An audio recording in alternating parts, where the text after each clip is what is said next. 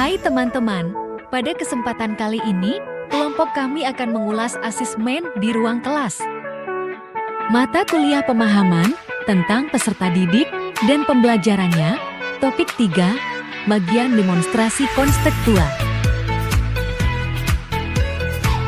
Sebelumnya perkenalkan anggota kelompok 3.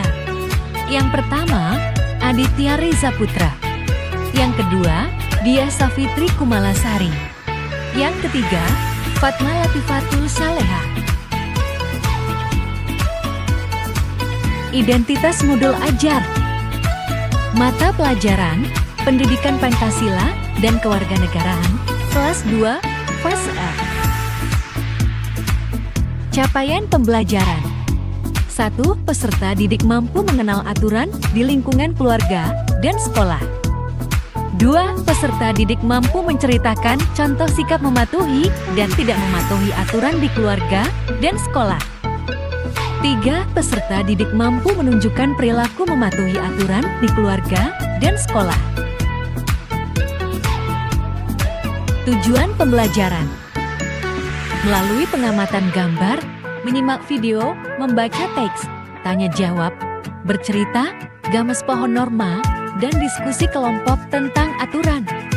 Peserta didik dapat mengidentifikasi aturan di sekolah, sehingga dengan bimbingan orang tua dan guru, peserta didik dapat melaksanakannya dengan baik.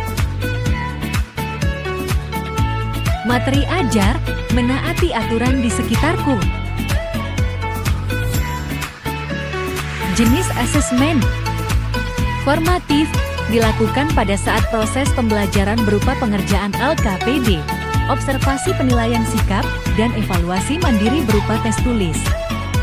Sumatif, melalui kegiatan berkelompok, peserta didik mengembangkan kemampuan untuk berkomunikasi, serta mendengarkan dan menerima pendapat. Bentuk asesmen. Soal tertulis dan lisan. Bagian mana dalam asesmen tersebut yang menunjukkan kesesuaian dengan tahapan perkembangan peserta didik? Jelaskan. Asesmen formatif menunjukkan kesesuaian dengan perkembangan pada peserta didik. Karena dengan observasi dan mengerjakan LKPD, memungkinkan guru untuk melihat interaksi mereka dengan lingkungan, serta peserta didik lebih mudah memahami materi dan dapat meningkatkan pengetahuan, sikap, dan keterampilan peserta didik. Selain itu, dengan melakukan observasi, juga memungkinkan guru untuk melihat perkembangan peserta didik dari waktu ke waktu, sehingga dapat menyesuaikan pembelajaran dengan kebutuhan peserta didik. Bagian mana dalam asesmen tersebut yang menunjukkan kesesuaian dengan perlunya mempertimbangkan aspek lingkungan budaya dan karakteristik peserta didik? Jelaskan. Pada asesmen formatif, guru mengelompokkan peserta didik secara homogen. Setiap peserta didik pasti mempunyai pemikiran dan pendapat yang berbeda-beda karena karakteristik peserta didik juga berbeda-beda. Sehingga, guru perlu untuk mempertimbangkan aspek lingkungan budaya dan karakteristik peserta didik. Bagian mana dalam asesmen tersebut yang menunjukkan kesesuaian dengan kemampuan peserta didik? Jelaskan. Pada asesmen formatif, peserta didik mengerjakan lembar kerja secara mandiri, guru dapat mengetahui kemampuan yang dimiliki pada setiap masing-masing peserta didik.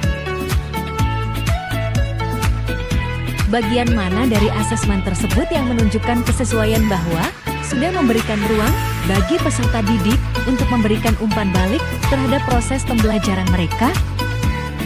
Pada bagian asesmen formatif, peserta didik mempresentasikan hasil diskusi kelompok.